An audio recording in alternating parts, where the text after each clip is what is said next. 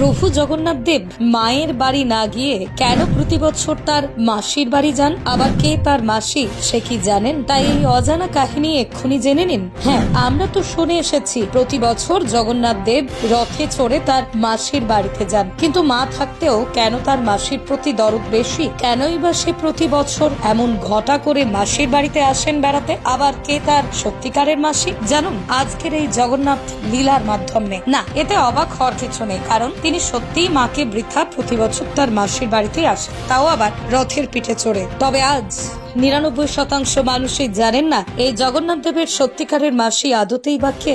তবে প্রাচীন জগন্নাথ মাহাত্ম্য বলছে, রথস্থ বামনং দৃষ্টা পুনর্জন্ম ন বিদ্যতে, অর্থাৎ এই রথের উপর আরোহণ করা প্রভু জগন্নাথ দেবের কেউ যদি একবার দর্শন করেন তাহলে তার আর কোনোদিনই পুনর্জন্ম হয় না। কারণ এই জগন্নাথ দেবের সৃষ্টি হয়েছিল যার ধর্ম বর্ণ নির্বিশেষে প্রতিটা মানুষ ও সমগ্র প্রাণীকুলের দুঃখ হরণ করতে। কিন্তু আজ অনেকেরই প্রশ্ন, আচ্ছা তার নেই কোনো হাত নেই কোনো পা, কিন্তু তার সত্ত্বেও তিনি কিভাবে দেখান তার অলৌকিক লীলা? তাই এর জলজান্ত প্রমাণ আপনি পেয়ে যাবেন পুরীর জগন্নাথ মন্দিরে একটিবার গেলে। তবে প্রতি বছর তিনি তার ভাই বোনকে সাথে নিয়ে রথে চড়ে মাসির বাড়ির উদ্দেশ্যে রওনা দিলেও কেন তিনি মায়ের বাড়ি না গিয়ে মাসির বাড়ি যান জানুন সেই অজানা কাহিনী।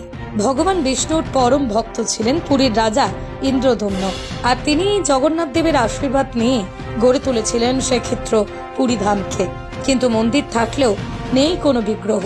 তবে রাজার এই দুশ্চিন্তা দেখে এক ব্রাহ্মণ তাকে নীলমাধবের খোঁজ দেন, কারণ ভগবান বিষ্ণুর অবতার স্বরূপ হচ্ছেন এই নীলমাধব।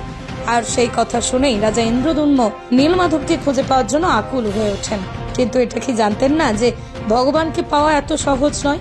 তাই এই নীলমাধবকে খুঁজে পাওয়ার আশায় ব্রাহ্মণ বিদ্যাপতিকে দায়িত্ব দেন, কারণ তিনি জানতেন যে ভগবানের এই রূপ কোথায় লুকিয়ে রাখা আছে। আর তাই তিনি এই নীলমাধবকে রাজার কাছে নিয়ে আসতে চলে যান সেই গভীর জঙ্গলে, যেখানে ভগবান বিষ্ণুর এই নীলমাধব রূপকে এক গুহার মধ্যে পুজো করে চলেছেন সবর জাতির মানুষেরা, আর যার প্রধান গুরুদেব হচ্ছেন সবর রাজ বিশ্ব বসু।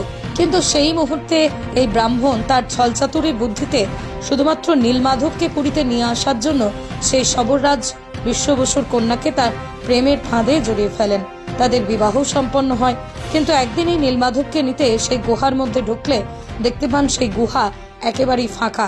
অবশেষে নীলমাধবকে খুঁজে না পেয়ে ব্রাহ্মণ বিদ্যাপতি হতাশ হয়ে ফিরে আসেন পুরীর রাজা ইন্দ্রদম্নর কাছে। কিন্তু রাজাও সেই নীলমাধবের খোঁজ না পেয়ে শোকে কাতর হয়ে পড়েন। কিন্তু তিনি যে ভক্তের ভগবান, তাই সেই রাতে রাজাকে নীলমাধব স্বপ্ন দেন তার কাছে তিনি সেবা নেবেন, তার মূর্তি গড়িয়ে পুরীর মন্দিরে প্রতিষ্ঠা করতে। কিন্তু তিনি জানতেন না এই নীলমাধব কেমন দেখতে, তাই আবারও তিনি হতাশ হয়ে পড়লেন। সেই রাতে নীলমাধব স্বপ্ন দেন এক কারিগর এসে তাকে এই নীলমাধবের মূর্তি বানিয়ে দেবেন। আর ঠিক সেই মতোই পরের দিন দেবশিল্পী বাবা বিশ্বকর্মা এক কারিগরের ছদ্মবেশ ধারণ করে তিনি আসেন। শর্তস্বরূপ দেন 21 দিন ঘরে কেউ প্রবেশ করতে পারবে না, এমনকি কেউই সেই ঘরে এক টুকরো খাবারও এই কারিগরের জন্য দিতে পারবেন না। আর ঠিক সেই মতোই শুরু হয় নীলমাধবের মূর্তি গড়ার কাজ। কিছুদিন যাওয়ার পরে রাজা ইন্দ্রদম্নের স্ত্রী গুন্ডিচা দেবী তার ধৈর্য সামলাতে না পেরে খুলে ফেলেন সেই ঘরকে। আর সেই ঘর খোলা মাত্রই দেখেন যে সেই কারিগর অদৃশ্য, মূর্তি অসম্পূর্ণ। তারপরেই পরবর্তীতে প্রভু জগন্নাথ বলরাম সুভদ্রা মহারানী রূপে প্রকাশিত পেল।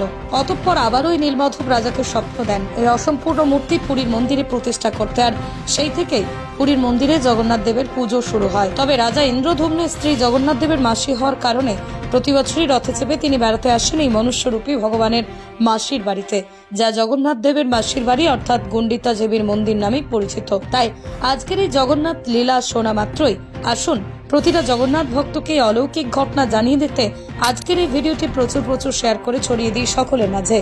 জয় জগন্নাথ।